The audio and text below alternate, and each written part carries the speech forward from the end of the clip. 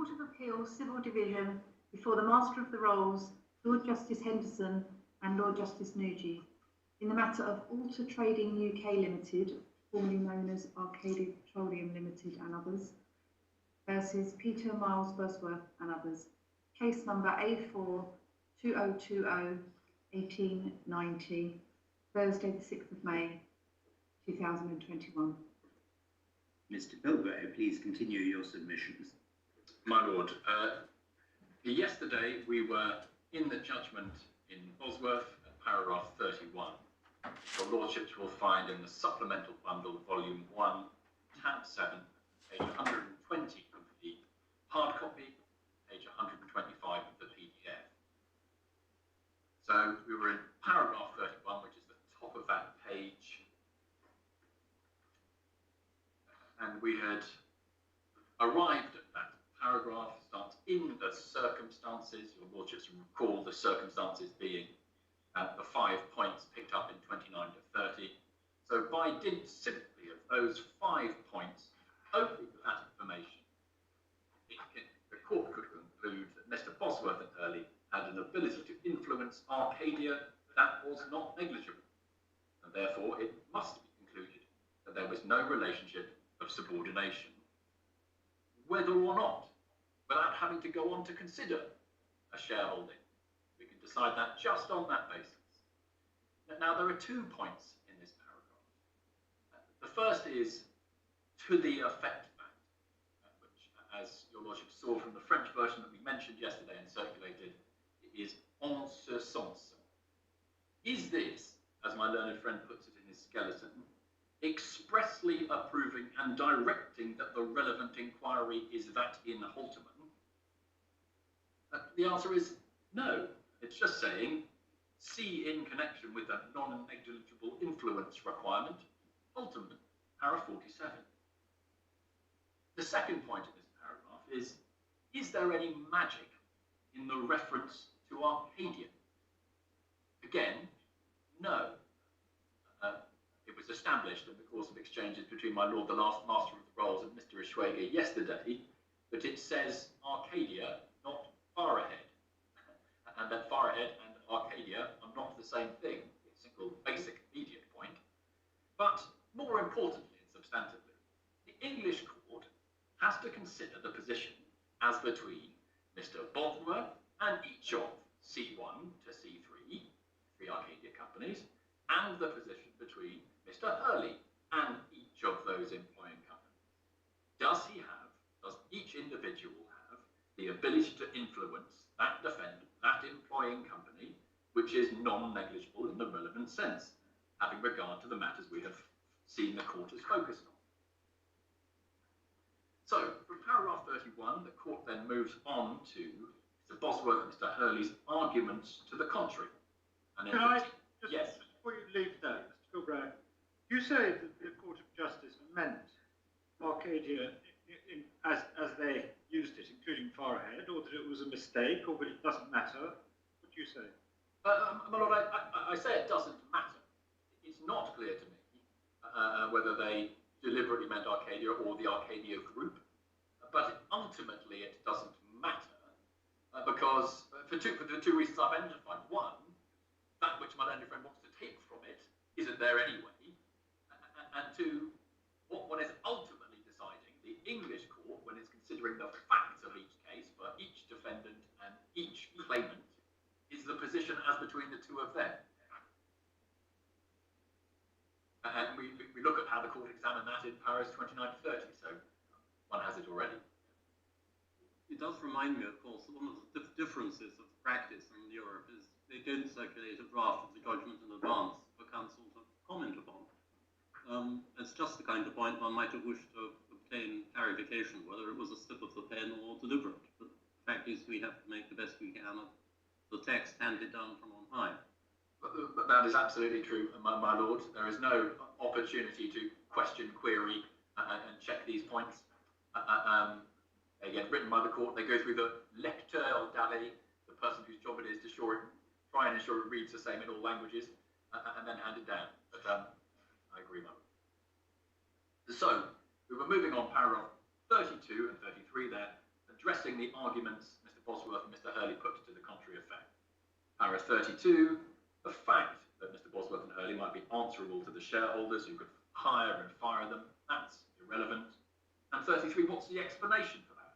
Well, the explanation is adopting the Advocate General in Para 46, making clear that, 1, the giving of the company directors of general directives by shareholders, i.e. the exercise of some control by the ultimate owner, it is not and does not point to a relationship of subordination, and equally, 2, the legal mechanics for control by shareholders do not themselves point to a relationship of subordination.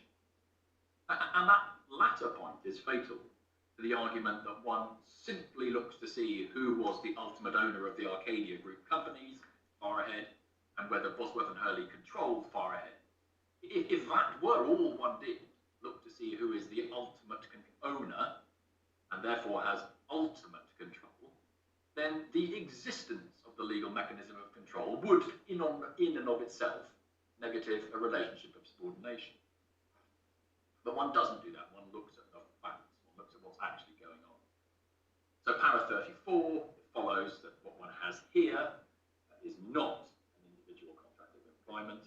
And then Para 35 is their conclusion, which is mirrored in the court's dispositive, its ruling that one sees right at the bottom of the page running over. They're in same terms. 3 lines into that, a contract between a company and a natural person performing the duties of director of that company.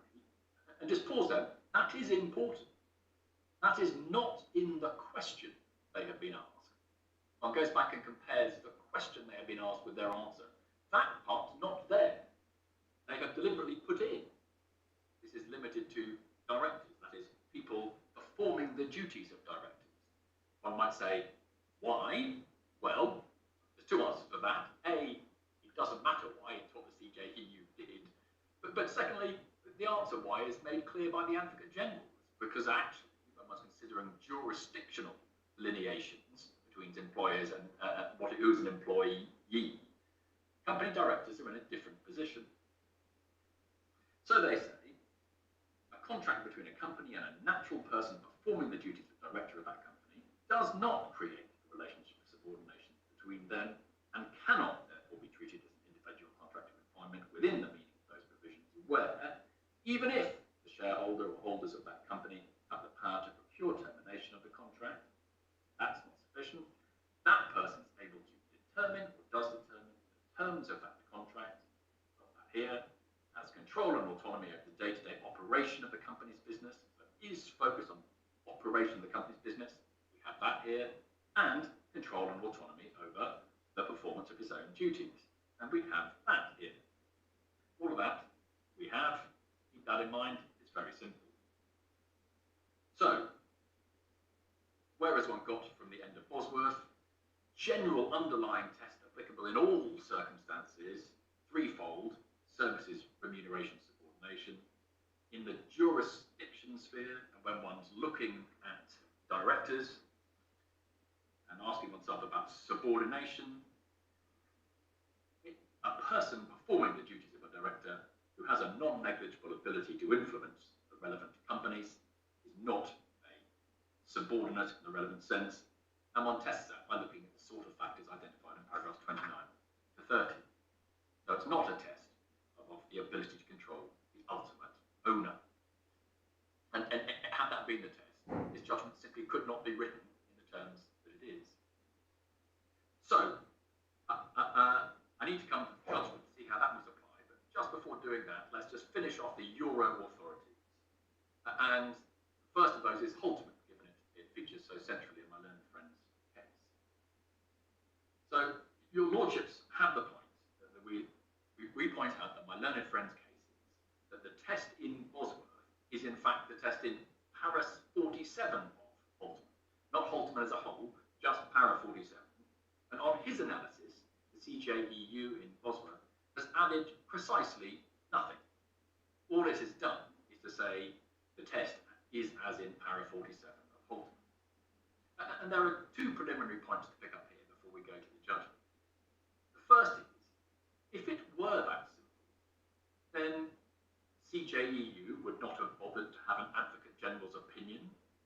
proceeded without one, as they did in, for example, Brogsitter, a case that was central to the case the last time this matter came before the Court of Appeal. If it were that simple, the Advocate General would have said, the answer is Paris 47 of Holterman. I don't need to say anything else. If it were that simple, the CJEU would have said, the answer is Paris 47 of Holterman. We don't need to do anything else. But obviously, none of those things occurred. The second preliminary point is this. My learned friend told you yesterday, on a number of occasions, that the Court of Appeal last time round, Lord Justice Ross, described the judgment in Holterman as striking. And that is indeed the word used by Lord Justice Ross in para 58 of his judgment, which is supplemental tab 3, page 44. But what I'd like you to do is just follow up that reference yourself, you don't need to go to it now, to see what it is Lord Justice Ross says is striking. And what it is the analysis of the Advocate General as to what one needs for something to be a match to an individual contract of employment, which is obviously not our point here. So picking the word striking out of the Court of Appeal's judgment and repeating it a number of times doesn't actually get my learned friend anywhere. Now, if one looks at Holterman itself, and that is in the Authorities Bundle, tab 22, Authorities Bundle, hard copy, volume 2, tab 22, and I would pick it up, please, at page 117 of the report, which is 581 of the PDF.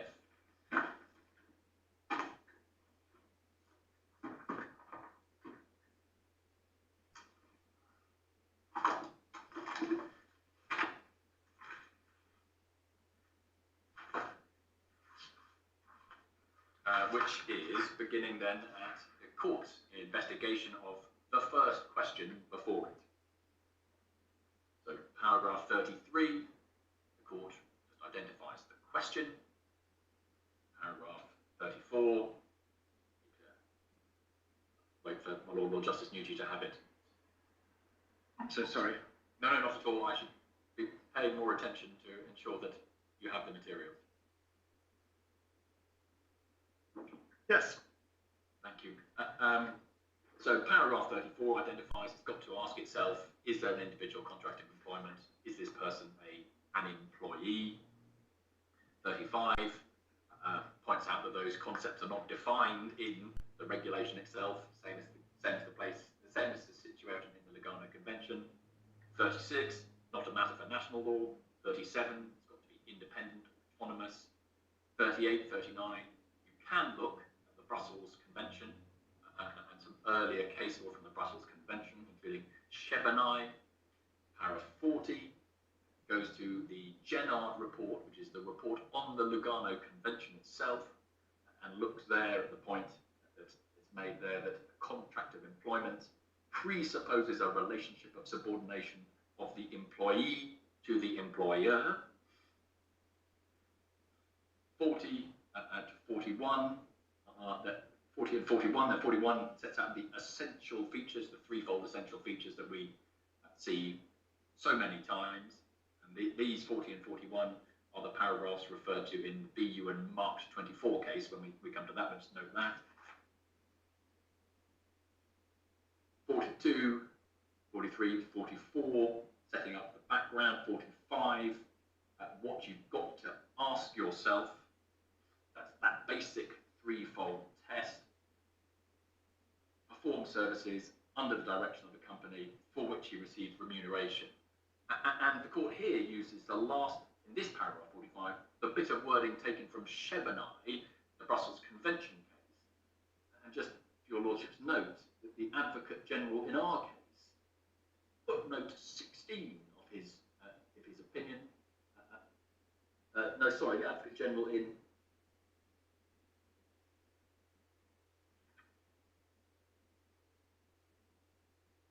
yes, Advocate General, referring to this in footnote 16 of his opinion, points out that in its actual deciding paragraph, paragraph 49, the court doesn't use that extra wording from the Shebanai case, for what it matters.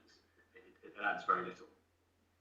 So 45, your basic threefold test. 46, as we've seen so many times, you've got to decide this in each particular case on the basis of all the factors and circumstances characterising a relationship. So look at the actual facts. And 47, the court seeks to apply the guidance it's given itself to the specific circumstances before it, as it understood them.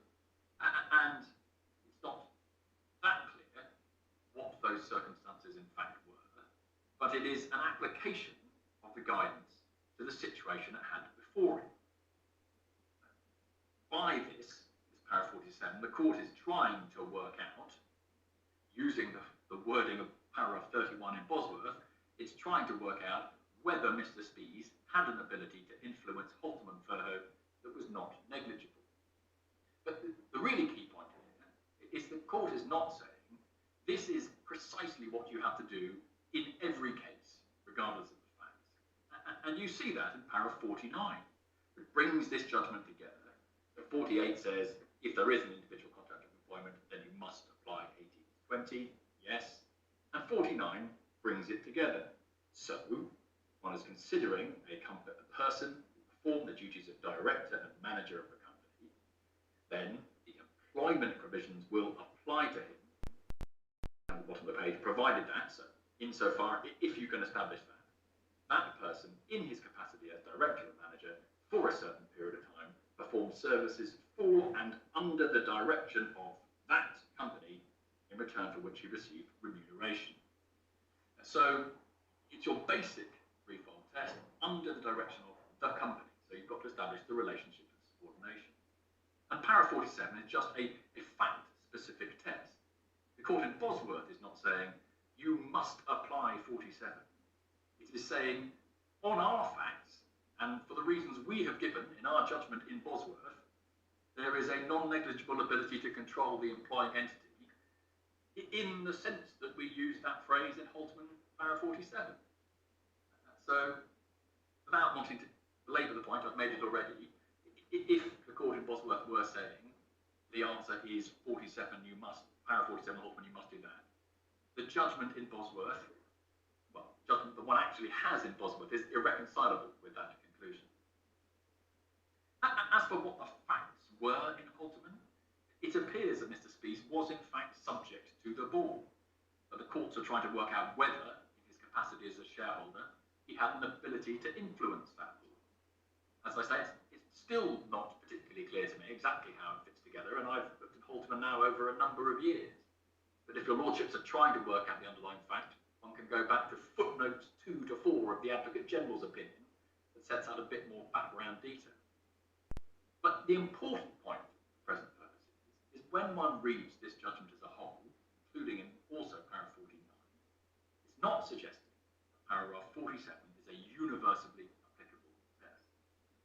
As I showed you, the Advocate General in Bosworth, in paragraph 42 of his opinion, correctly analysed paragraph 47 of Holtham as identifying circumstances that exclude a relationship of subordination, namely if Mr. Spies' ability as a shareholder to determine the will of the company's administrative body.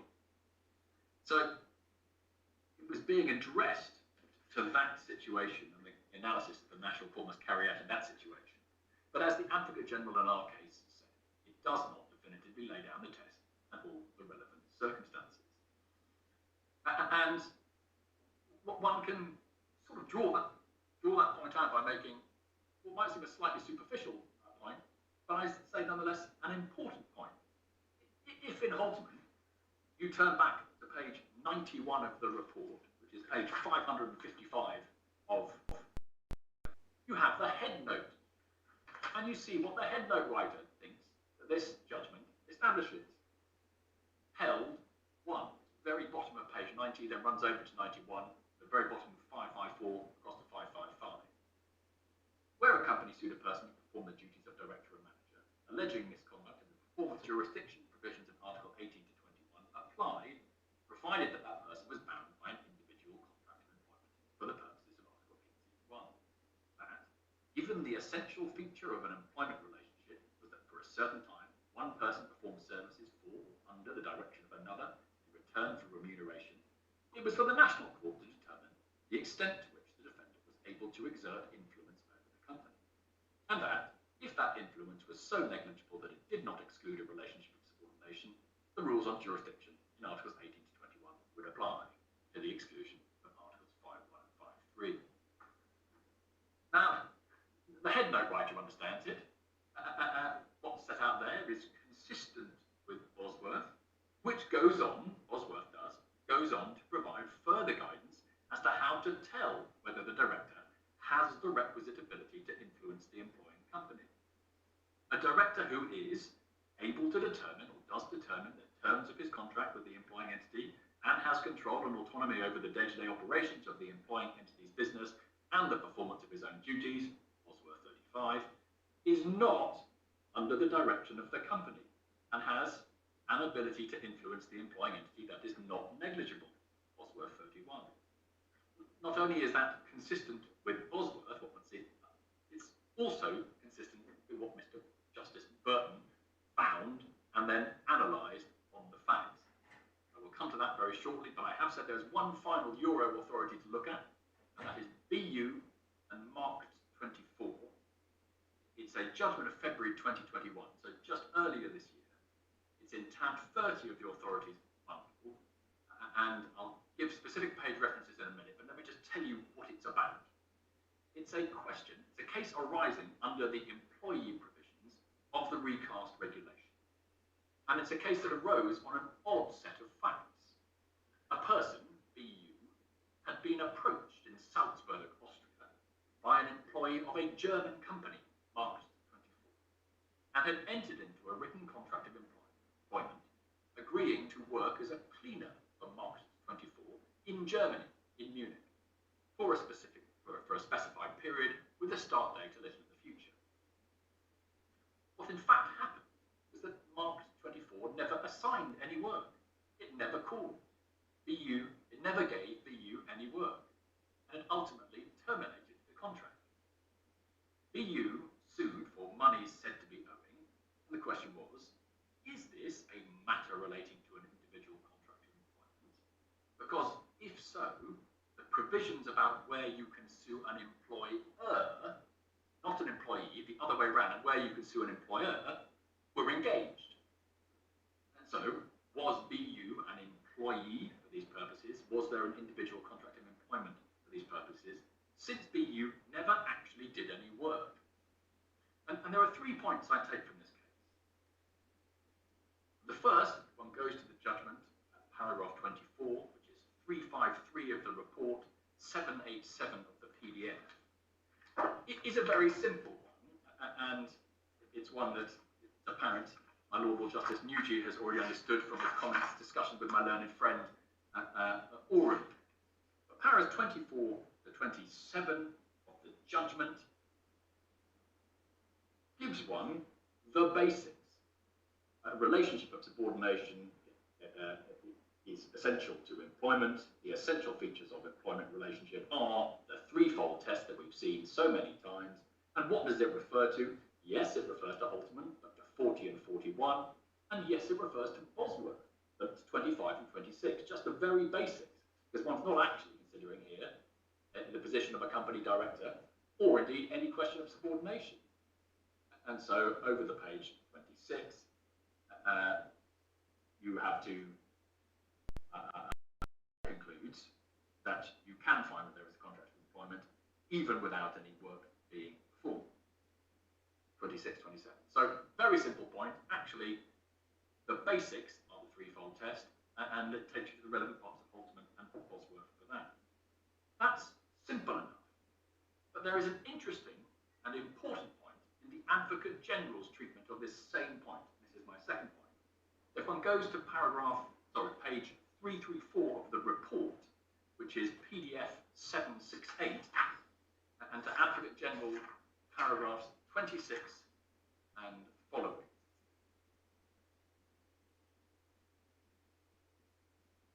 So 26, the Advocate General says, I've got to work out 2 things. Is there an individual contract of employment? Does the action relate to that contract of employment? 27, first condition, court has repeatedly held the concept must be autonomous, independent. Footnote 13 takes you back to Holterman, paragraphs 35 to 37 that say that, and Bosworth 24 that says that, universally acknowledged.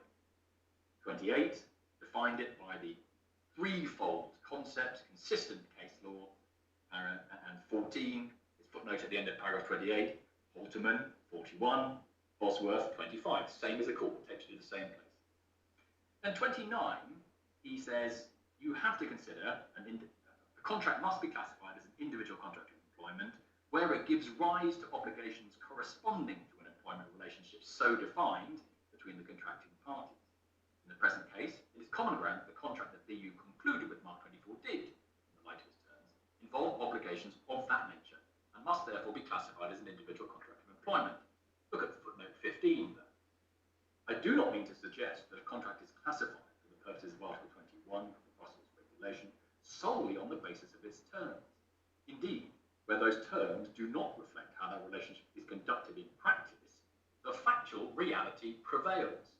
See paragraph 61 of this opinion, where he goes on to say this again. Specifically, a contract held out as being an individual contract of employment will not be classified as such if, in actual fact, one party is not subordinated to the other, and vice versa. See, by analogy, the judgment in Bosworth.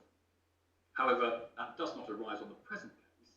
The court hearing the case is entitled to determine how to classify the contract at issue, which, moreover, has not been contested by anyone, in light of its terms, even though the nature of the relation cannot be confirmed on the basis of the facts since the contract was not performed. Now, the Advocate General in this case, BU March 24, knows all about Bosworth and Hurley because it's the same Advocate General. And this point is an important one. It obviously chimes with the repeated assertion that it is an inquiry to be carried out in light of and on the basis of all the facts. It's at odds with the suggestion that one could decide this only on the basis of certain key documents or some words in a pleading. It's at odds, entirely at odds, with the island hopping approach. And it is entirely consistent with what Mr. Justice Burton actually did, look at the factual reality in and on the evidence. My third and final point from this judgment is this. It's an interesting one that goes to the line of argument from my learned friend, that Mr. Justice Burton's judgment, or indeed the understanding of the CJEU that we and Mr. Justice Burton adopted, that undercuts the objective of those provisions, namely to protect employees as the weaker party. So this point goes to my learned friend's ground two. Now, we've already seen the Advocate General, in his opinion, in our case, Bosworth, explaining this point. My company directors treated differently.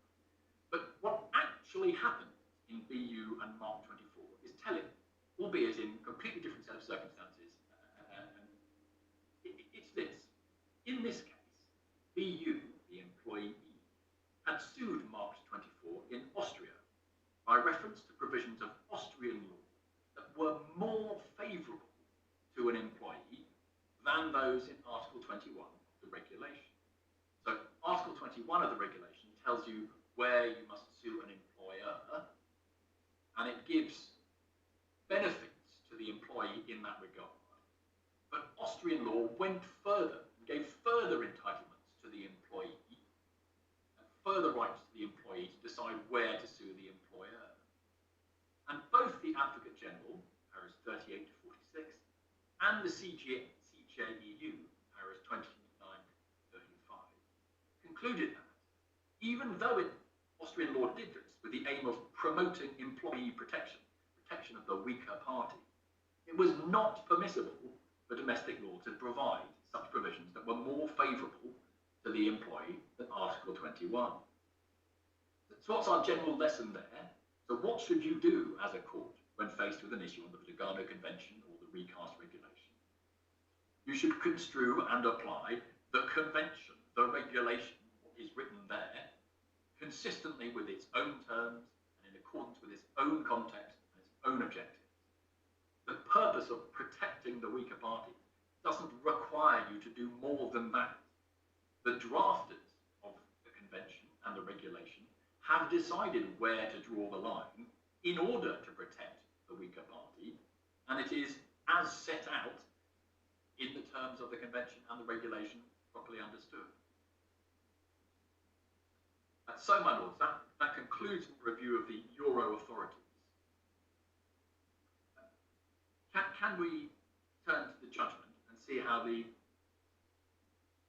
European authorities were, or the European test was applied? It's assessed in the judgment of paragraphs 14 to 25, which is core bundle, tab 5, starting at page 35, which is PDF, pages 38 to 44 of the core bundle. And one can pick it up at paragraph 14.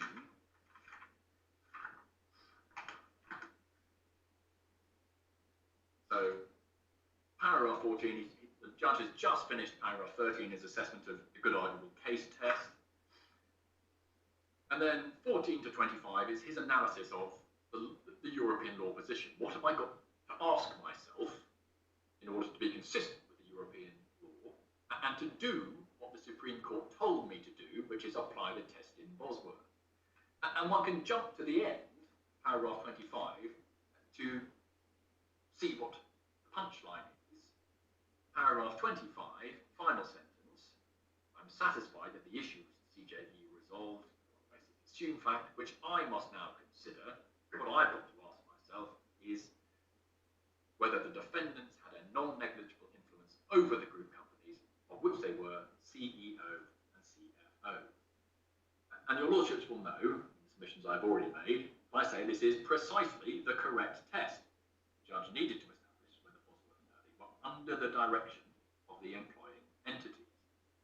And as you know, a director will not be under the direction of the company if he has an ability to influence the employing entity that is not negligible, 31, and I could repeat here, 35 with the Bosworth judgment again, I would be banging the same drum too many times. So the short point is, he got the test spot on. That's ultimately the beginning and the end of it. Even if one were to quibble, and I don't, with how he got there, that would not matter. The test ultimately applied is the correct one. All that said, it is still instructive to see why he rejected the submissions that my learned friend now advances as his primary case. So, if one goes back to 14 and just follows through how he got to his conclusion in paragraph 25, 14 and 15, he starts with Halterman, but he starts with Halterman because that's where Mr. Schwager wanted him to start. So he starts there, he identifies, quotes, relevant paras in Halterman,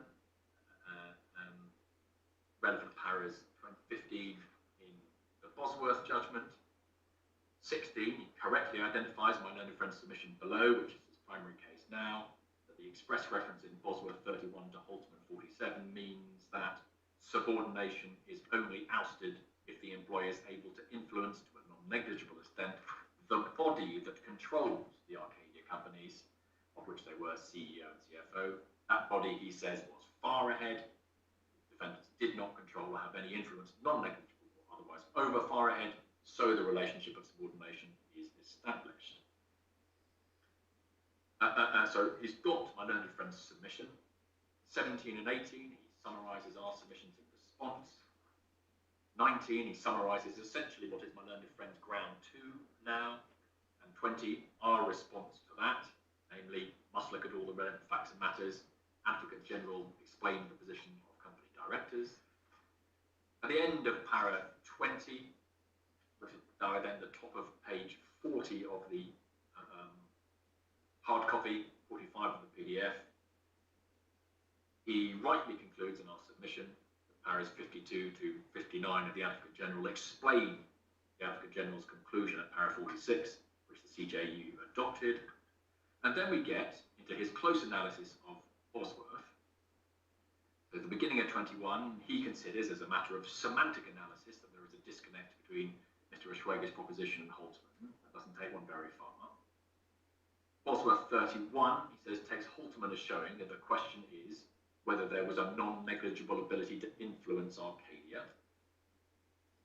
The judge says, on any view, this is not specific to Farahead. Para 21, down the bottom of it, it's clear that the CJEU were aware, Para 32 of their judgment, that Farahead had the power to hire and fire, i.e. were the ultimate controller, notwithstanding, that's clear, notwithstanding the defined term in Para 8, that Arcadia includes Farahead. Judgment, Para 22, some minor differences between Holtman and Bosworth. Nobody suggests that anything turns on this.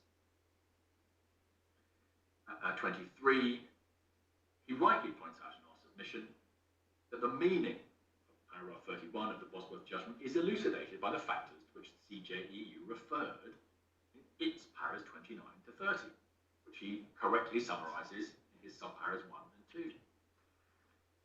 24, he rightly points out that the critical paras of the CJEU's judgment were not considering the question of control or influence over the holding company, Farahead. As para 32 of the CJEU judgment says, one manifestation of its control, power to hire and fire, is irrelevant. And para 33 of the CJEU says that its ability to give general directives and its legal mechanisms of control are irrelevant. He further points out that the CJEU's answer to the question, i.e. para 35 and its dispositive, do not refer to influence over ultimate controlling body, but instead in terms to control and autonomy over day-to-day operation of the company's business and performance of own duty. So 25, he points out that if Mr. Schrager's position were correct, that would mean that you don't have to look at all the factors and matters, but simply just look at whether they controlled the ultimate holding company. But obviously that's not what the CJEU did.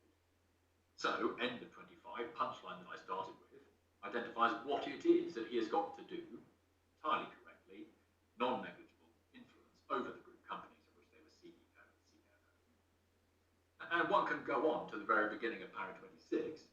Before me, both sides directed their evidence to this question. We say rather gives the game away. If Mr. Bosworth and Mr. Hurley genuinely believed the issue was who controlled Farahead, the evidence that they served could have been limited to a page or two. Instead, one got the opposite. So, all of this makes perfect sense and is plainly correct per CJEU in Bosworth. And if we're right on that, and we're right that the judge got the correct test, that is the end of it. Now you will see in paragraphs 24 and 25 of our skeleton, a very long para 24 and 25, we seek to address the various scattergun criticisms of the appellants make of the judgment. And I don't propose to take you through those now. I have covered all of those points in substance. And if one looks back at para 24 and its footnotes, it picks up the small points of detail, the further occasions in which a small number of words is taken out of context and mischaracterized. Those remaining little points are dealt with. The fundamental point is the one that I've addressed and which the judge got right. That leaves me to say a little bit quickly about ground 2. And I can do that very briefly. Our submission remains that ground 2 adds nothing to ground 1.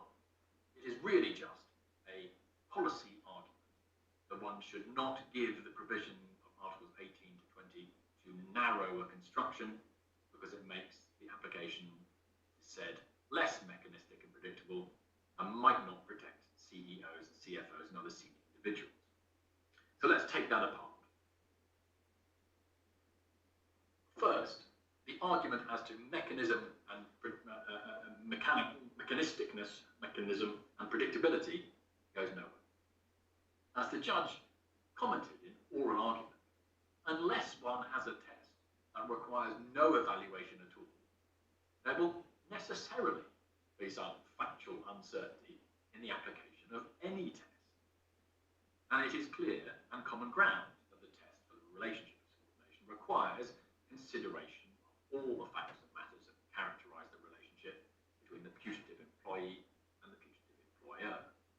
Bosworth, para 26, Holtman, para 46, and Holtman, para 46 goes back to Balkaya, para 37.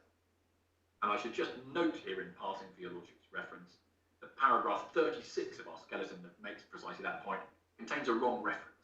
It refers to paragraph 28 of Bosworth, but it should say 26. So we've also seen in this context the observations of the Advocate General in BU and Mark 24 about the need to reflect factual reality. So the test necessarily involves factual inquiry and findings. So the submission that it is wrong or undesirable to do that, and that the court should adopt an approach which does not require that, cannot be squared with the CJEU's clear statements of principle.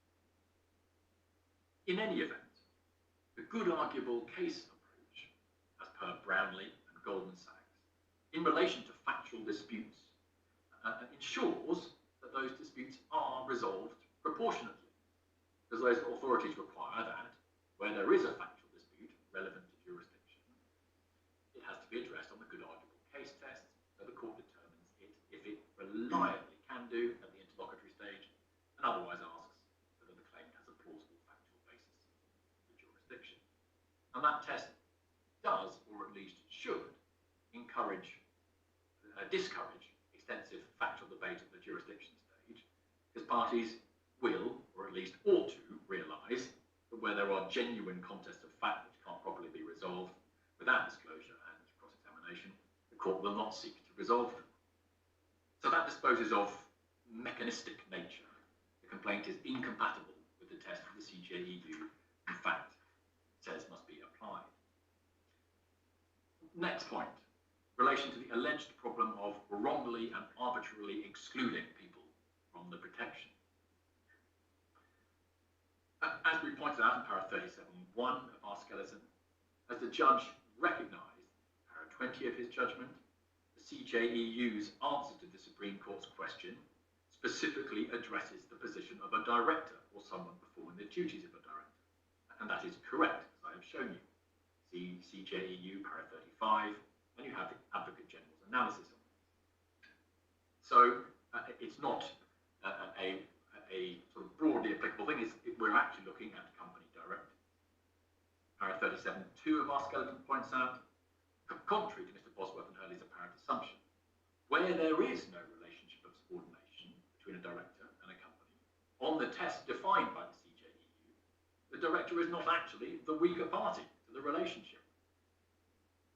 And perhaps the most fundamental flaw in their argument is that it assumes that Section 5 should apply to people in the appellant's position. And that's the assumption underlying the argument. It's wrong to exclude them because it assumes that they should be called. And that's the very thing that their argument is seeking to prove. It's the assertion that the judge's application of Bosworth wrongly and arbitrarily excludes certain people necessarily involves assuming that those people should be covered. But they don't explain why they should be covered, why or how one gets to that starting point by reference to the CJEU authorities. The point is entirely circular, and it's wrong. Would it be fair to say one needs to keep a hold on common sense here as well? I mean, the policy of the provisions in Section 5, one would imagine, are pretty clearly directed at people quite a way down, so to speak, the corporate food chain. It's the sort of shelf stackers, the people in relatively low down jobs in the corporate hierarchy. It's not people who are group CEOs, who you might well think are well able to look after themselves. And it's by no means obvious that they should be entitled to the same kind of protection in a case where they are accused, rightly or wrongly, of masterminding a multi-million-dollar fraud against the company. I would completely agree with that, my lord, absolutely. I mean, my learned friend will come back to you and say, well, look, in the employee protection sphere, someone like Danosa, should you be protecting a pregnant person from being sacked, even if they're a director, as CJEU says, yes. But that is not an answer to the question your lordship's point. I'm just saying that would be what Mr. Israeli says back to it, but I completely agree with your lordship. Yeah, I know he will say that, or indeed has said it already, and that is why he has to focus on the need for a so-called mechanistic test. Yes. But again, there are limits to how Parliament should press these principles, important though they are in many contexts. I entirely adopt and agree with that, my lord, yes.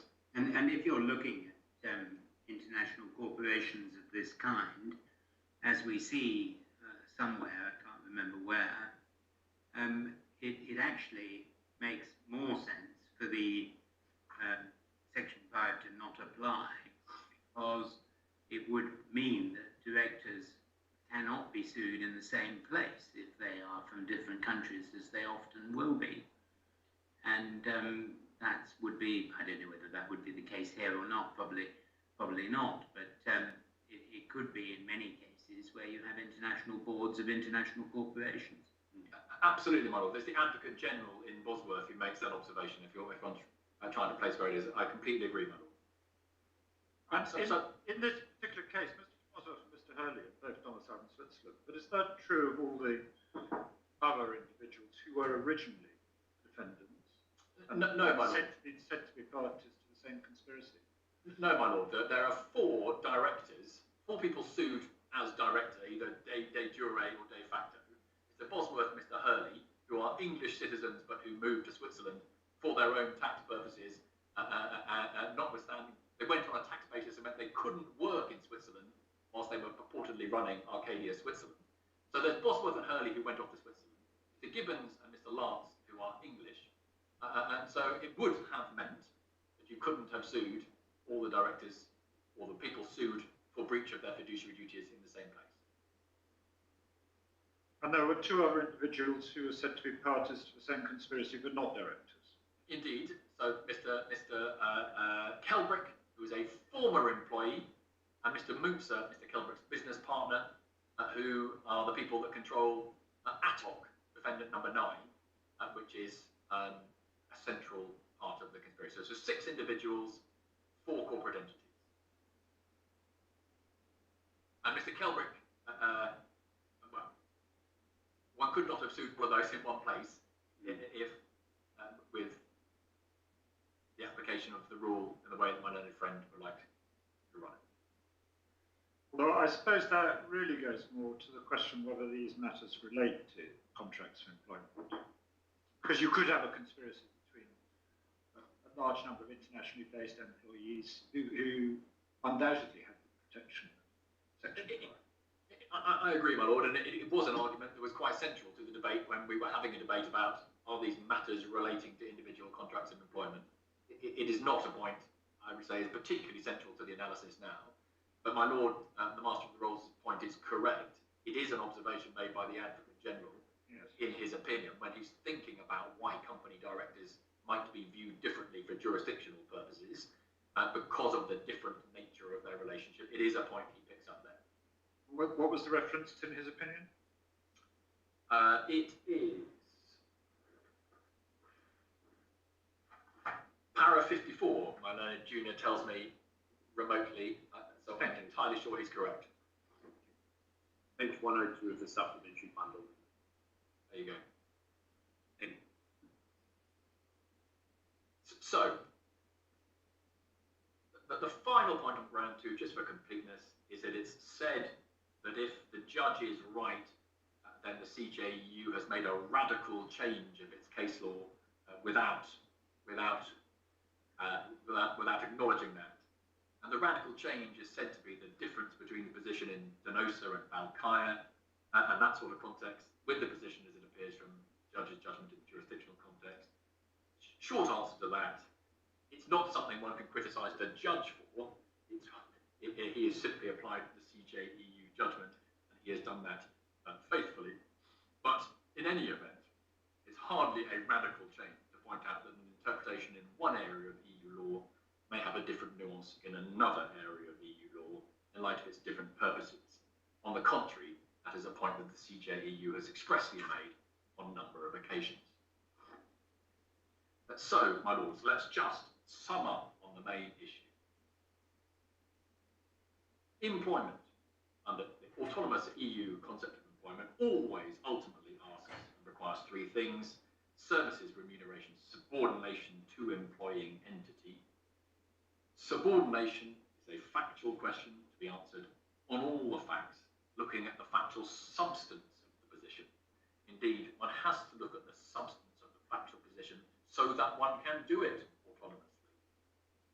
All that is basic and that applies whatever sphere one's looking at the concept of employment. Jurisdiction in the jurisdictional sphere, under the Lugano Convention or the recast regulation, it's not identical to other spheres. One approaches the jurisdictional instruments on the basis of their own terms, their own context, and in regard to their own purposes. When one is within the jurisdictional sphere, and when one is asking oneself, is a director subordinate in the relevant sense, this is still a factual question to be determined on all the evidence. It's not something one can determine from a single document without reflecting on the reality of the situation. It's not something that can be divined from the theoretical power of the ultimate shareholder. One is looking factually for non-negligible ability to influence the company, the relevant company, the employing company. And if one thinks that is a low bar, well, it is the bar the CJEU has set for directors, for a natural person performing the duties of a director. So it doesn't matter if one were to think it's a low bar, it is the one that has been set by the CJEU. But in any event, one has the reasoning under supporting that in the Advocate General's opinion.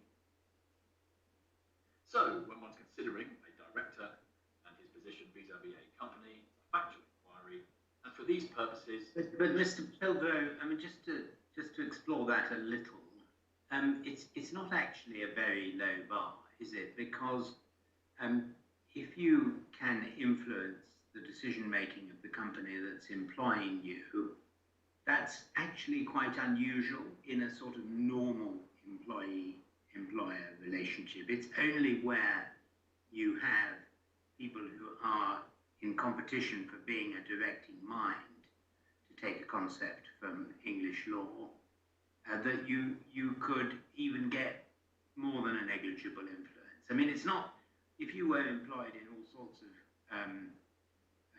even quite senior capacities, but without being able to influence the way the company operated. I mean, here we have something very striking.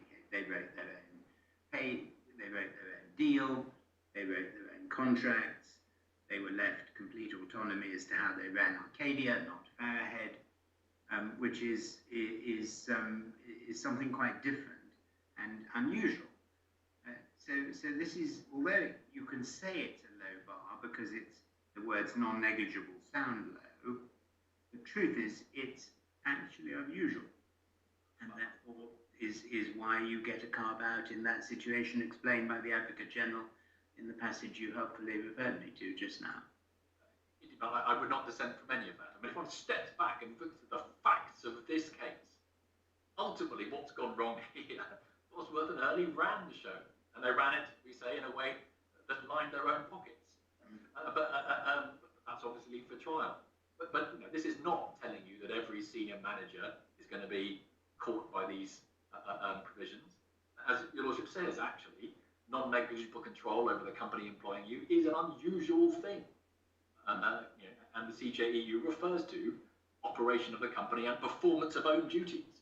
You know, if you can influence that, that's not an everyday occurrence. No. So it's not just whether you're allowed some day-to-day autonomy in how you do your job. I mean, even quite lowly employees can be told, here's a job, go away and do it. So it's up to you quite how, when and how you do it. It's the non-negligible ability to influence the running of the company, which is a critical fact. I would focus, I mean, both of those are brought together in paragraph 35, a non-negligible ability to control the operations of the company and the performance of your own duties. They bring both of them together. But you know, when one says performance of the own duties, I agree with my lord, it's not. You have to do these 5 tasks today, you can decide what order you do them in. It's really, what are your duties? Yes. You know, if, as was the case here, the company is your own fiefdom, then you get to, you know, you don't have control over the company's business or indeed your own duties.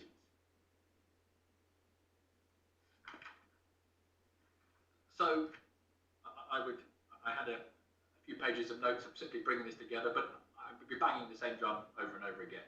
But essentially, the judge asked himself exactly the right question, and his exercise, so his analysis of the European law situation, and then his application of it can't be questioned. And that covers ground 1 and ground 2, everything in paras 1 to 46 of my learned friend's skeleton, and leaves his section entitled "The Consequences of the Judge's Errors in Law." Now, obviously, I say there are no errors in law, but I will try and address this part of it quite shortly and do it in this way. Firstly, just to address the nature of the factual inquiry that the judge was required to and did undertake, i.e. good arguable case per Brownlee and Goldman Sachs. Second, to have a look at the judge's findings of fact and reiterate that none of those is specifically said to be something the judge should not have found. And in light of those, the complaints about factual findings and the alternative factual findings, I can deal with those very briefly. In short, we say there is no basis for any complaint or criticism of the findings made. Findings you are invited now to make are not properly open and the result of misstatements and mischaracterization of documents and extracts of evidence. And the invitation to look at only the facts Mr. Bosworth and Mr. Hurley wish to rely on is itself flawed and untenable in light of the agreed requirement to look at all the relevant facts and matters. I mean, we don't need to get into any of that, do we, bearing in mind the grounds of appeal. I mean, the grounds of appeal, if you are right, that he applied the right test and that there's nothing in ground 2, that's the end of it. That's certainly how I see it. You can take it very shortly, Mr. Bilbo. I mean, I'm obviously, if there are points that were made under this heading by Mr. Eschweger yesterday that are positively wrong, that need correcting, then I'd like to hear them. But you don't need to labour this aspect of your argument. Understood, my lord, and I will be guided by that. So the first heading was the test in Brownlee and Goldman Sachs. My submission was going to be there's no criticism of that at all. In oral argument, we had the suggestion made for the first time that in fact the judge didn't apply the second limb correctly because of the guidance in Kiefer on this case. The suggestion that Kiefer tells you that you have to assume facts in the defendant's favour, or that you have to determine something on the basis of contemporary documents only, is nonsense. Of course it doesn't tell you that. It suggests that those might be ways of trying to get through any given situation, if appropriate. So the Brownlee Goldman Sachs point. This kind of guidance, I mean, this kind of guidance is just obvious in this field.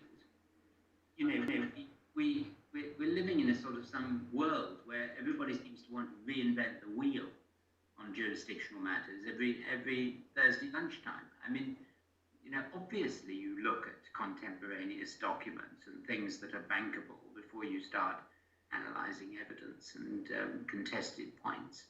I mean, you know, judges have been doing this for generations.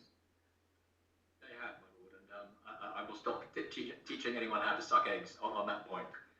My own friend sought to press some points on Parby on this basis. Then get me started on whatever that case is called. No. Let me say anything. I mean, my learned friend tried to introduce a new ground of appeal based on it, which was rejected twice by my Lord Justice Miles.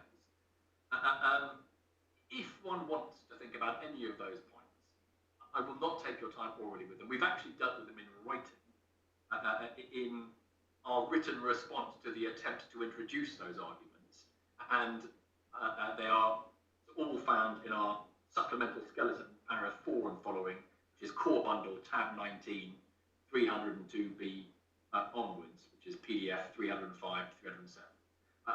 Parby is not the answer. This is all about whether there's a trial issue against the anchor defendant. Exactly, and if what one is it's a different question. It's a completely different question. It's not a directive that in any given case on jurisdiction you must look only at the pleadings and work out what the situation is. The point's obvious. And it was a completely different case. As I said yesterday, this is a multinational corporation with national subsidiaries where totally different issues were in play. And it's really got nothing to do with the situation here. But of course, insofar as it says you look at bankable things first, of course you do. Of course you do.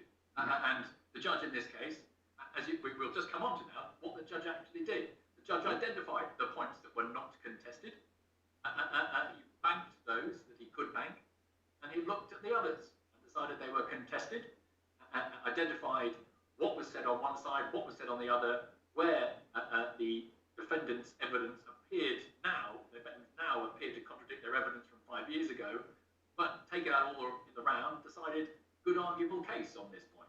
And you can hardly have a more experienced commercial judge doing what commercial judges do.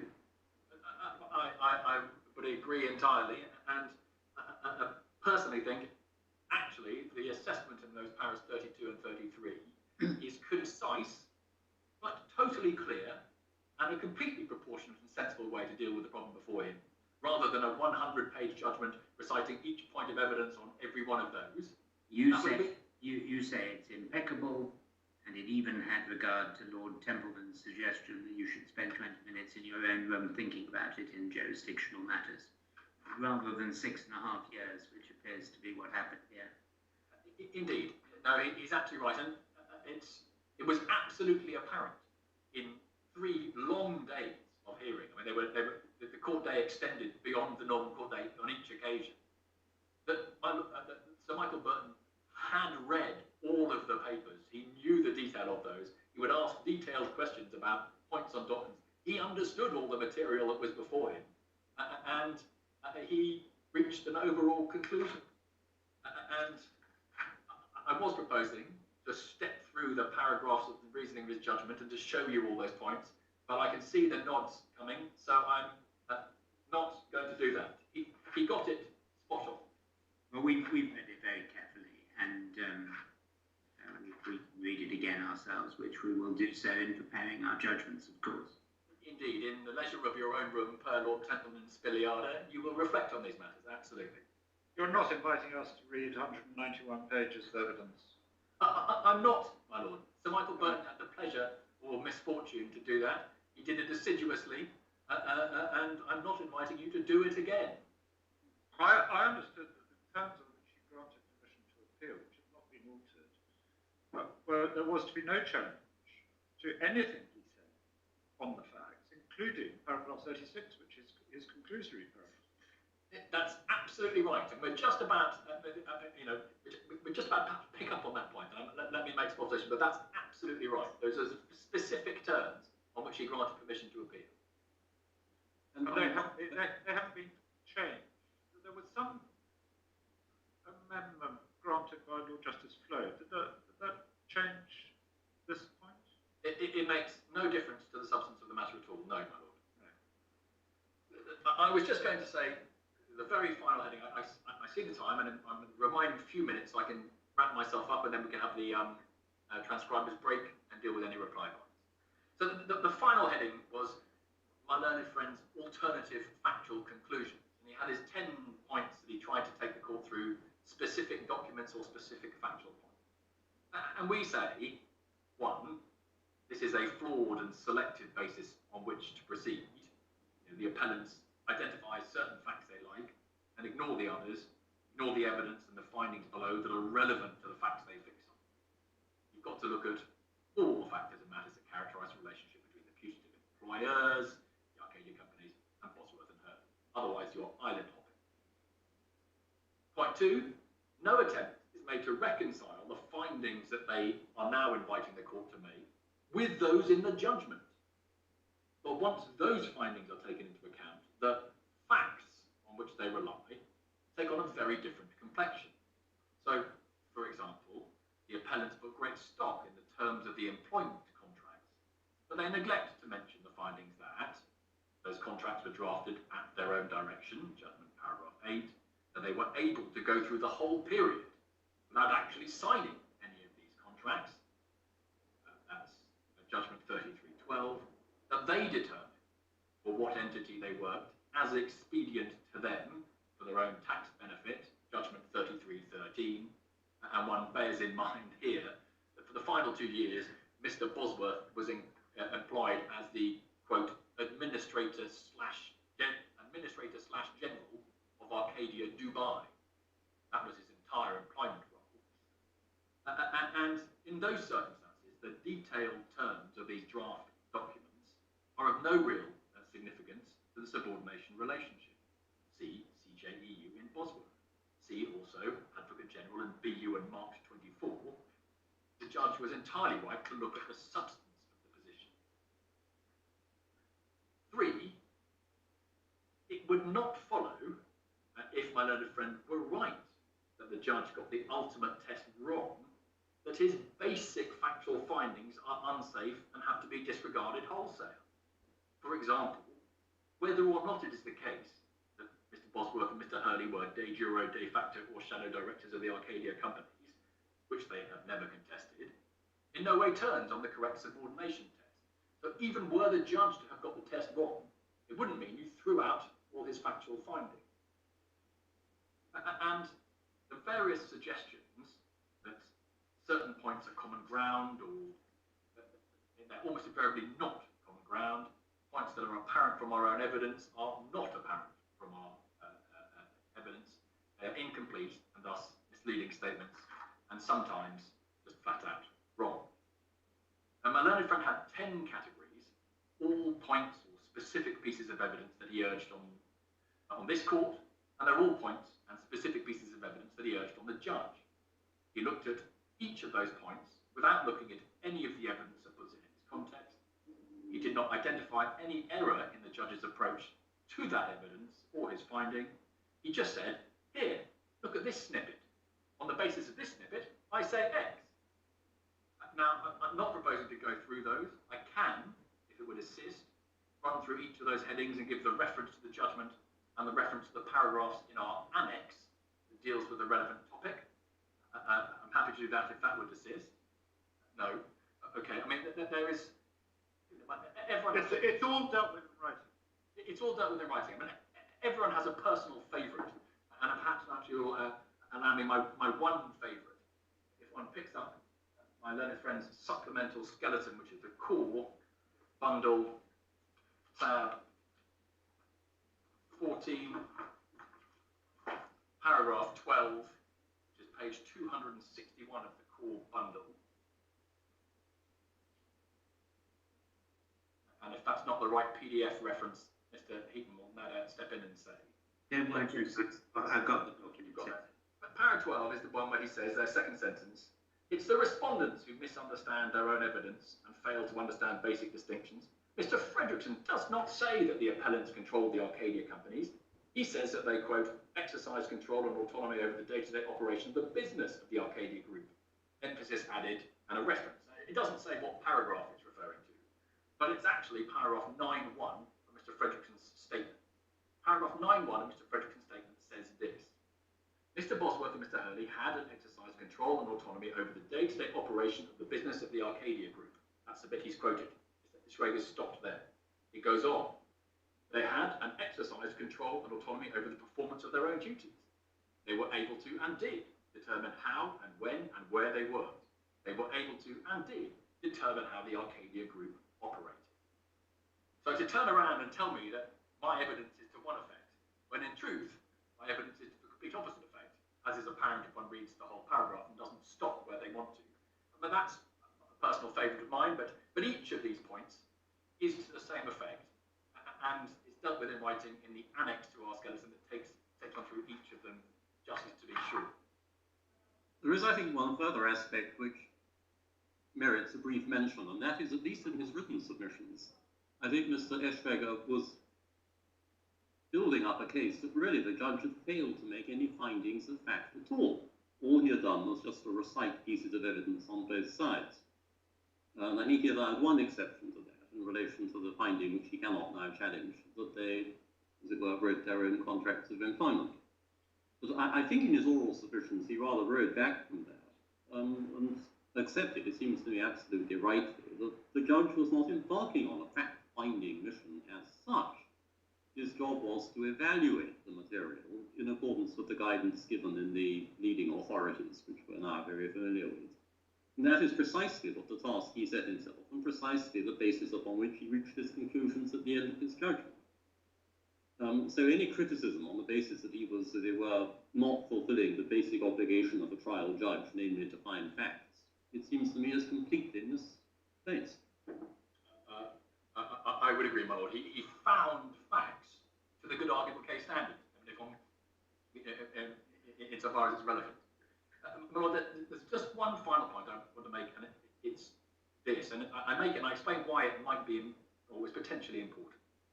So, paragraph 57 of my learned friend's skeleton says, there are no findings, but it then finds another finding, which is the finding that the judge found that Farahead was the controller of the Arcadia Group in the sense of being more than just the ultimate owner. Now, why is that potentially important, that point that is picked up there in paragraph 57? If the test is simply look at who possesses the ultimate right, then obviously it's irrelevant. But if a learned friend is saying you need to look at to see whether the person possessing the ultimate right in fact controlled the situation, and because that affects the analysis of whether Mr. Bosworth and Mr. Hurley had the requisite degree of control, and he says Farahead did in fact control the Arcadia companies, we say the judge did find against them on the facts on that, and that's the end of that potential line of argument. And it's important because they say, no, look, the judge did make findings that the Arcadia Group was the controller and not just the owner. And the judge has specifically said, in this case, no, I didn't. And that is where we get the supplementary judgment. And I flag this point because it's potentially important if one is considering the factual situation, but also because it is an example of the approach in this case and what's gone wrong here. The seizing on single words, controller, and saying, aha, without regard to context. And in this instance is being done and continued to be done in circumstances in which the judge himself has said, and quite properly said, no, that is not what I found. Now, you have that short supplemental judgment in tab 6 of the core bundle, and you have in the FS, in the further supplemental bundle, should you ever wish to look at it, in tab 11 there, the full run of exchanges and submissions on this precise point. So you can go and look at it if you need to, but I was going to try and summarise it in this way, just so it is understood. My learned friend's grounds of appeal that were before the judge at the consequentials hearing, the hand-down hearing, relied expressly in terms on a, quote, finding in the draft judgment. Now, there was no such draft, no such finding, and the judge made that clear when handing down the final version of the judgment by rewriting the relevant paragraph, the second sentence of paragraph 16, to make clear that he was reciting and recording a submission. So my learned friend's draft grounds of appeal had relied on a finding in the judgment, but when the judgment was handed down, it was apparently A, that it wasn't a finding, and B, the words he quoted were no longer there in the form he quoted. So the judge indicated at the hearing, orally, in principle, he was prepared to give permission to appeal, but that the grounds had to be changed because they referred to and crucially relied on something that did not reflect and was no longer found in the judgment as handed down. So he indicated in principle, I will give permission, and he directed the appellants to make changes to their grounds of appeal. He entitled the respondents to make submissions on any changes so that he could ultimately consider the grounds of appeal and ultimately give permission. So this was at a stage in which he had not yet ultimately given permission and had not yet drawn up the order or made the order. And for what it's worth, it's well established. It is well established that it is open to a judge to amend his judgment if he thinks fit at any time up to the drawing of the order. That's a quote from Lady Justice Arden in a case called Re T, which is in Re M, which is in our authorities bundle, authorities 1, tab 4, para 36, if needed. So, draft grounds of appeal were prepared and submissions were made on those in light of the changes made. And in those draft grounds of appeal, the appellant sought to find something in the judgment on which to hang their assertion. The judge had found that Farahead was the controller of the Arcadia Group in a sense of more than just the 100% owner and hence possessor of the ultimate right to control. And your lordships know that they point to paragraphs 21 and 24 of the judgment, both of which are references to paragraph 32 of the Bosworth judgment, neither of which is a finding of fact, both of which come in the part of the discussion in the judgment of the CJEU judgment before the section headed the facts. Now that is all perfectly obvious. The point now is not whether it's right or wrong, the point now is what actually happened. So, having been denied the ability to rely on what was in paragraph 16 of the judgment, the appellants produced a series of reformulations of their grounds of appeal, each of which asserted that the judge had made findings that Farahead was the controller, not just the owner, each of which was resisted by us, and each of which provoked an increasingly irate response from the judge. And if one ever wants to go to the supplemental bundle, the key pages are 434, 432, 431, 430. And I give them in that order because the exchanges by email, so you work backwards through them. In 434, it produced this exchange. My learned friend said, "Dear Judge, the judgment expressly says at para 21 that Farahead was, quote, the controller of Arcadia. The wording in the draft grounds of appeal reflects that finding. The adaptation suggested by the court is therefore not consistent with the judgment, the adaptation to the grounds of appeal suggested. Accordingly, the first and second defendants respectively submit that the wording of the grounds of appeal should remain as is." Response from Sir Michael. Can I just ask you where you are? I'm looking at 434 in the, this is, you gave me a non-PDF reference, did you? Okay. I'm very sorry. Yeah, 434, okay, I've got it now, thank you. Sorry. Yes, so 434 is that. I've just read the bottom email on bundle referencing 434 in the right-hand corner. Yeah, I still haven't got it actually. 434 is a confidential document. It's the further supplemental bundle. It's the further supplemental bundle. Yeah, but I only go up to page 262 in that. That may be volume 0 of the further supplemental bundle, which was the application for permission for the further supplemental bundle, rather than the actual further supplemental bundle. Okay, I haven't got that then. You'll have to send it to me again if you don't mind. No problem, that will be done forthwith. I don't need to see it for the purposes of these submissions. You don't, but it will be done.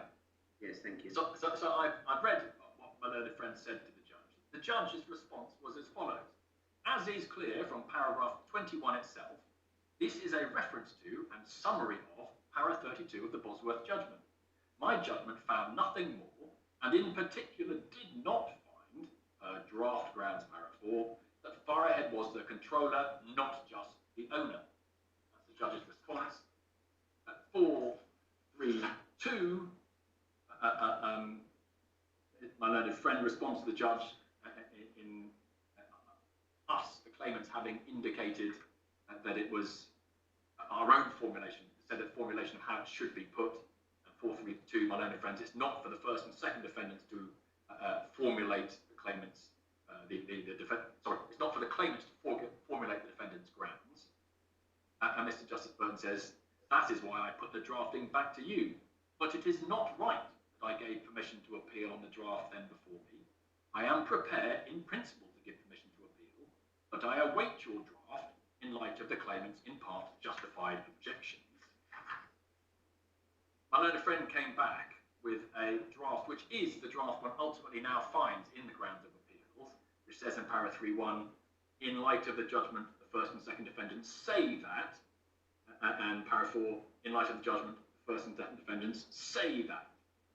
And Us, the claimants, objected, top of 431, saying this is still an attempt to say that the judgment says what the judge has explicitly says it does not say. Bottom of 430, Sir Michael Burton draws an end to all of this. I am not going to get involved with any further debates. I permit the draft amendment on the basis of this short judgment. The defendants say in both the contested paragraphs that certain matters arise in light of my judgment. They do not assert, and it is not the case, that I made findings to such effect, and I specifically repeat in that regard what I said earlier, namely that I did not, by my reference to paragraph 32 of the Bosworth judgment in paragraph 21 or otherwise, find that Farahead was the controller, not just the owner. The defendants are, as they recognise, not entitled to challenge paragraphs 26 to 36 of the judgment, and it will be a matter for them if they can in some way interpret my judgment as they contend, if they succeed in establishing I have applied the wrong test. And following that, which is the supplemental judgment that one gets in tab 6 of the court bundle, put up on a proper judgment heading with a neutral citation number, in light of that, the judge then gave permission to appeal and then drew up his order. So can I ask you, Mr. Pilbrow, the order is that of 19th October 2020 at tab 4 of the core bundle? Correct. That grants permission in respect to the grounds set out in the grounds of appeal appended to this order. Correct. But we don't have the appendix, which is a defect in it. If this point is important, and you've spent quite a bit of time on it, we really ought to have the form of the order as it was drawn up by the judge. We can certainly do that. It is in the form that you find them in the bundle, with the exception of the addition and 4 that Lord Justice Flo added. But insofar as it's important, it certainly can be provided the version as issued by the judge, which is. Well, I think an order which refers to an appendix, if any point is going to turn on it, you should provide it's not you, but there should be provided the order as seen, so we can see precisely what the order actually says. Understood, my lord. Can you just provide it to us? We will do that. That will be provided. So my short point of all of this is, insofar as this point ends up being important, and I say for lots of reasons we don't get there, but if you get to a stage when you are considering the question whether the judge in fact found that Farahead was the controller, not just the owner, of the Arcadia Group, as a matter of fact, and my learned friend submits that he did, and submits that the judge's attempt to explain his own judgment can be ignored by this court. That is A, wrong in principle, and B, just simply bears no relationship to the actual facts of what actually happened here. My lord, those... I think we've got that point. Thank you, Mr. Pilbrow. Anything else? No, my lord, those are my submissions, unless there is anything that I can assist the court with or any further questions I can answer. Anything else for Mr. Pilbrow, Lord Justice Henderson? No, nothing further from me, thank you. Lord Justice Nugee? All from me, thank you very much. Thank you. We'll break now and resume at 12:05.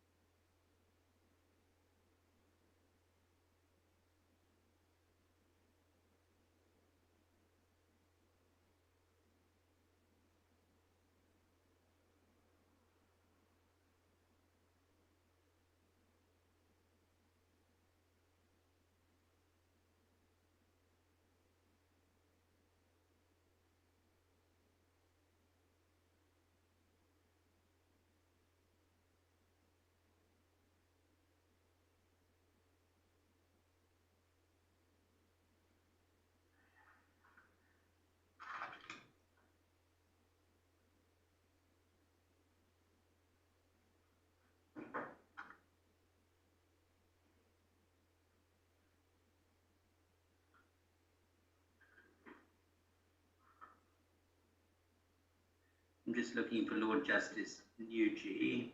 I'm here. Can you not see me? I'll pin you to the screen. Thank you. Yes, Mr. Eschweger, please continue or start your reply. My lords, I'm grateful. Yesterday, my learned friend first referred to the role of Farahead, pages 150 to 155 of the transcript. As the court knows, I do not need to show that the appellants are employees of Farahead. I'm right on the test, such that the court considers the group as a whole, including Farahead, and the relevant hierarchical relationship between the group board, Farahead, and the appellants, and that is the relationship that one needs to assess for the purposes of subordination. I say that because A, we're in the group company situation, look at the group perspective. B, as a matter of substance, the appellants were Farahead's emissaries. C, from the perspective of the subsidiary board, they delegated their authority to another body like Farahead.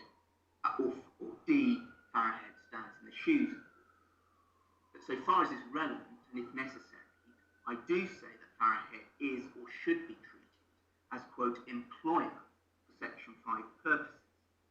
And that is because A, the company does not need an employment contract with the relevant individual for the company to be treated as employer for Section 5 purposes. In my submission, Farahead is or should be treated as, quote, an employer because of the group analysis. B, as to an employment relationship with Farahead, the employment relationship requires provision of services for and under the direction of another. The relevant issue is not whether services are provided to someone, as my learned friend suggested yesterday, but rather are they provided for someone. And you see that from the CJU judgment in our case at paragraph 25. And as I said yesterday, the appellants did provide services for Farahead at Farahead's request in respect of the subsidiaries. They acted under Farahead's direction. C, I also referred the court to paragraph 110 of the Advocate General's opinion, which says that in the group company context, even if an individual does not provide services for a particular group company, that company can still be deemed the employer if it sues the employee of another group company on account of that employee's conduct in the performance of his employment contract. That is the position here in respect of Farahead. And finally, insofar as it matters, paragraph 65 of Mr. Justice Burton's original judgment suggested that, perhaps we should go to it because we haven't looked at it. It's Supplemental Bundle 1, first tab, page 6 of the PDF. And it is paragraph 65, which is page 22. So it's 21 at the top of the page. And Mr. Justice Burton says here, having considered the arguments as to are these claims relating to individual employment contracts, said, had I not found against the defendants on Article 18 in relation to the claims which I'm allowing to proceed, I would not have been persuaded by Mr. Howard's second limb argument that the claimants, i.e. the claimants, are not bringing these proceedings qua employers in accordance with Semenyo terms. That's all I say about Farahead. My lords, my learned friend then moved on yesterday at page 171 of the transcript to refer to the paragraphs in the Advocate General's opinion, which sought to draw a distinction between employees and directors. And he came back to that today and this morning when he refers to directors in, quote, the jurisdictional sphere. But my learned friend ignored completely Holtman. Holtman holds expressly that directors can fall within Section 5 and that the directors' company law relationship is irrelevant to the analysis.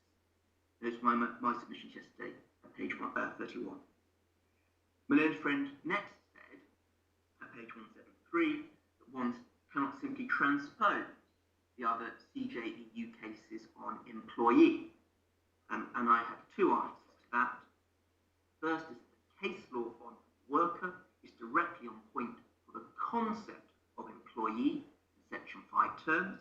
We see that in CJU judgment here, paragraph 25, and it's also reflected in what Halterman says at paragraph 47, where the last line says that the concept of subordination is, quote, for the purposes of the court's case law on the definition of work. That's the first point. The second point is, as we've now seen in BU and Mark, there is consistent case law for Section 5, and the point is simply this: the judge's approach, in my submission, needs to fit the consistent case law in Section 5 that licenses an individual to have a very large degree of control of the performance of his duties and still be subordinate. In my submission, the judge's approach, power over a company, does not permit a senior individual to have that degree of autonomy the case law otherwise permits. My learned friend then moved, page 182, to what he said about the CJU judgment, in particular paragraphs 29 and 30, and he said that CJU came to its conclusion in what he called, quote, definitive terms and, quote, made a determination. In my submission, that is not correct. The CJU sets subordination tests. It's for the national court to apply that test, not the CJU. In those paragraphs, 29 and 30, the CJU was relying on information in the reference. And that cannot assist my learned friend, because the very point of the remission by the Supreme Court was that the reference, because of the result, was that the reference had been incomplete, given the respondent's late change of case, and therefore had failed to include matters relevant to Farahead's group role. Can I ask, the reference comes after the hearing in the Supreme Court. Did the parties have input into the terms of the reference? The reference was negotiated between the parties, yes. It was then ruled on by the Supreme Court. The reference, of course, was based on paragraphs, either on an agreed statement of facts, which had been agreed before the defendant, the claimant's change of case, or on judgments below, which again, yes. There's nothing in the agreed statements of facts that you now seek to say was wrongly agreed. You just say it was incomplete. Correct. I mean, as I alluded to yesterday, my lord, in the agreed statement of facts, as regards Farahead, the relevant power that had been identified was the power to hire or fire. That was the only power identified as regards Farahead. And in the Supreme Court, the understanding was that extended to Farahead giving instruction. That was certainly Lord Sumption's understanding, and we have the transcript in the bundle, which I can take the court to if it so wishes. But that certainly was the understanding in the court at the time, and the respondents did not demur from it. But of course, the agreed statement of facts did not go into Farahead's group role, group ward role, because that had never been an issue in the case. Thank you.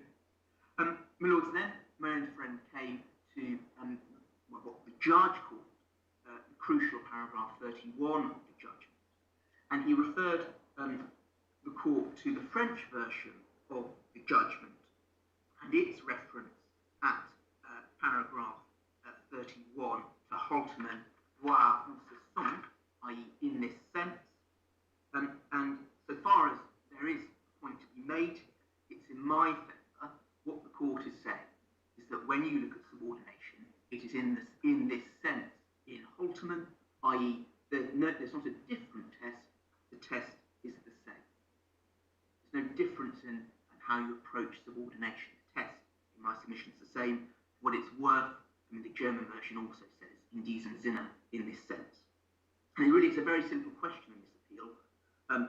Do you apply Halterman 47 as the subordination test, which is my case? In my case, that is what paragraph 31 is doing. Or do you not apply Halterman 47? That, I think, really is the dividing line between the parties.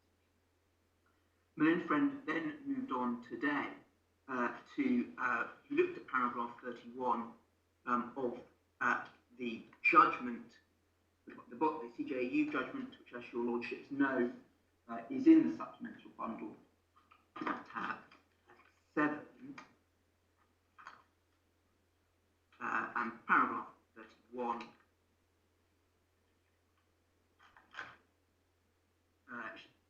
page 540 of the report. And my learned friend said there's no magic in the word Arcadia. In my submission, that is not correct. Arcadia in this judgment includes Farahead. It includes the group perspective. And it's not a mistake. If you turn to paragraph, if you just look at the paragraphs 429 or 30, the court is talking about the Arcadia Group. If you turn to paragraph 32, it talks about the Arcadia Group. Paragraph 31 says Arcadia, it says Arcadia twice, and it also says, importantly, that this test, that non-eligibility applies irrespective of whether or not Bosworth and Hurley held part of the share capital of Arcadia. And the reason why it refers to the share capital of Arcadia is it's picking up the point in Holterman. The court recalls in Holterman was the parent company, and Mr. Spies, the managing director, did not hold shares in the parent company. Sorry, I take that back. Mr. Spies did have a shareholding in the parent company. So that is why Arcadia in 31 is the entire group. And this is also why Holterman 47 is the test. Lords, we then moved on today to what my learned friend said about Holterman, and he characterised my submissions effectively, saying that the CJU in Bosworth hadn't added anything to Holterman. That is not correct, my lord. What the CJU says in our case, as you can see from 31, is that Holterman applies irrespective of the shareholding position of the director or the managing director. And the non-negligible influence, those words, they only come from Holterman, not found anywhere else. 47 of Holterman in my submission does set the test. My learned friend then said, effectively, that Bosworth on my case is on his case would be irreconcilable with Holterman 47. And I think that just illustrates, if you like, the dividing line between the parties.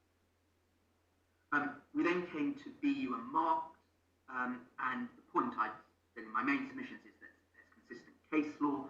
My learned friend referred to what the Advocate General had said in one of the footnotes about looking at the factual reality. And I agree with that. That is why you look at the group perspective. My learned friend then moved on to the judgment. And he said the judge got the test spot on. I disagree. My submission, the judge did not look at the group perspective because he effectively ignored the role of Farahead. We had discussion about paragraph 24 of the learned judge's judgment.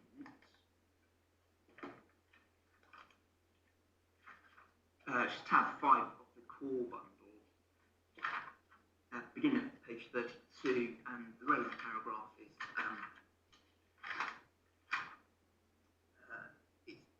it's internal page 41. And this is really what the judge says about Farahead. Why do I not need to look at Farahead? And what he said is, well, I don't need to look at Farahead because first he says 31 suggests you only need to look at Arcadia. You've got my submission on that. That includes Farahead. And then he says the whole 32 of CJU judgment suggests that the holding company, or the role of the holding company, was regarded as irrelevant.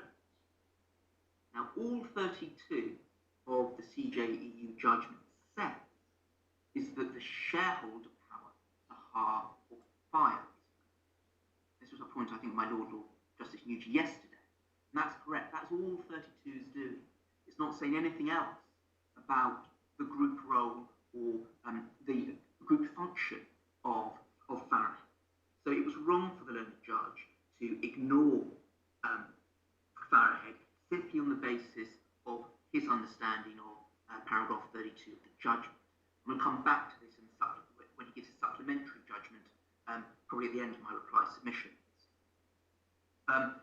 My learned friend then said, moving really on to paragraph 25, that on my case, I would be ignoring all the facts and the circumstances characterising the relationship.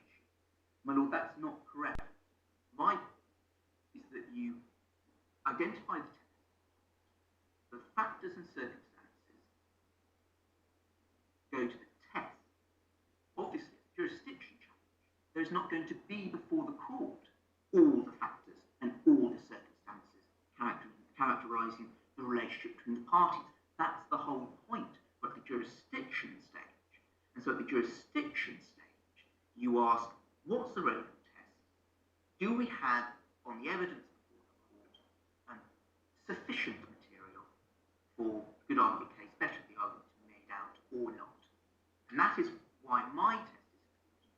My test that is presumptuous. The ultimate test puts a limit on what will define the exercise of the court, i.e. identify the decision-making body, and then B, assess whether there is a non-negligible influence. My learned friend's approach, or the judge's approach, which is power over the company, is, in my submission, too open-ended and too nebulous.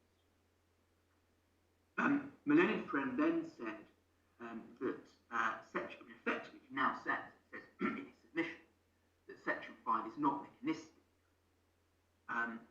And he says that because he says that would be, he says that it's not mechanistic because of this reference to all the factors and circumstances. My lord, that is not correct, because we've got to remember the jurisdiction stage of the analysis. There cannot be the fact-intensive inquiry my learned friend requires. My learned friend then said that my case is to assume that section 5 applies to the directors, and my Lord Justice Henderson said that one needed a degree of, I think it was reality. Section 5 applies to people down the food chain rather than directors. Now, obviously, I rely on the other cases law, which say directors can be employees, but the important point and the key point is that my learned friend's case is contrary to the Holtman analysis, where the company law claims fall within section 5. And Mr. Spies was not down the food chain, he was the managing director in a company law relationship with the company.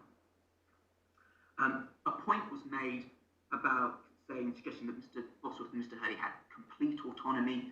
That's not correct on the evidence. The evidence is that they had considerable autonomy. I took the court to the relevant passages of my learned friend's evidence yesterday. We then turn to the question of consequences, and obviously I rely on Kuiper not for any general proposition, as it is common sense how you approach good arguable case. There was a question from the court about Lord Justice Flo's permission. Lord Justice Flo then was his permission to amend my grounds. And if we can just quickly look at the amendments that were made, and it's core bundle paragraph 2, tab 2, it's page 14 in the hard copy. It's paragraph 4 of the 13 of the PDF, and that was the amendment that I made for the reason that was set out in my skeleton. So it was a minor amendment, effectively to bring in points in my skeleton. Which page are you on, Mr. Leshwager? I'm afraid I haven't got it. 17, my lord. It's paragraph 4 of the grounds of appeal, amended grounds of appeal, in the core bundle. Which is the PDF page number? It's page 17, I'm told. That's correct. I'm grateful. And so this was the amendment that was made, and this reflected the point I've made in my skeleton argument. I set out in my skeleton argument why I sought permission, and Lord Justice Flo, as he then was, gave me permission. It's also an answer to Lord Justice Nugee's point about the appendix to the original order. In the original order, the appendix was grounds of appeal without the red text. My Lord, there was a question about findings and evaluation. evaluation. It's always been my case that what the judge does at the jurisdiction stage is to make an evaluation. You shouldn't get hung up about the word finding. That's why I referred to the trust risk case in my skeleton. It was my learned friends who suggested the judge was making what he called primary factual findings, and that's not correct. So I think there's common ground on that, what the judge was doing. And then finally, there was a long section at the end of my learned friends' submissions about the supplemental judgment. And if we just turn to my draft grounds of appeal, I'm not sure exactly what the point was, but if we just turn to the judge's supplemental judgment at tab 6, the core bundle, 57 PDF, and the debate was over. What the judge, I have said in my grounds of appeal, paragraphs 21 and 24, I believe, say Farahead is the controller of the Arcadia Group. The CJEU does not say that Farahead is the controller of the Arcadia Group. Nowhere in its judgment does it say that. All it says is that Farahead is 100% open. The point I was simply making was the judge has said in his judgment Farahead is the controller of Arcadia. There was then a debate as to what that meant. The judge gave his supplementary judgment, and he says, as the court can see, that he did not, by his reference to para 32 of Bosworth and 21 or otherwise, find that Farahead was the controller, not just the owner. As I mentioned earlier, the court, paragraph 32 of the Bosworth judgment is only about the power to hire or fire. It says nothing else about Farahead, simply the shareholder's power to hire or fire. And therefore, when it's not clear to me exactly what the judge was meaning when he said that he referred to the controller of the Arcadia Group by reference to paragraph 32, but in any event, in my submission, none of this really matters. I was given permission by Lord Justice Flows, who then was to amend my grounds of appeal in minor respects. The relevant material is all from the court, and I don't think we should be troubled by my learned friend's long exchange of emails with the judge, which is not relevant to the matters before this court. So, my lords, unless I can be of any further assistance, those are my submissions in reply. Right, thank you. Lord Justice Henderson. No further questions from me. Lord Justice Nugee. Nor from me. Thank you very much. Well, thank you. Thank you both. We will take time to consider our judgments. We'll hand them down in the usual way, and when we do, please provide typographical, I emphasize that, corrections, and agree costs and the order for disposition of the appeal. If there are any difficulties in agreeing those matters, we will deal with them in writing, not orally. Thank you very much. That concludes the hearing. Thank you, my lords. Thank you, my lord.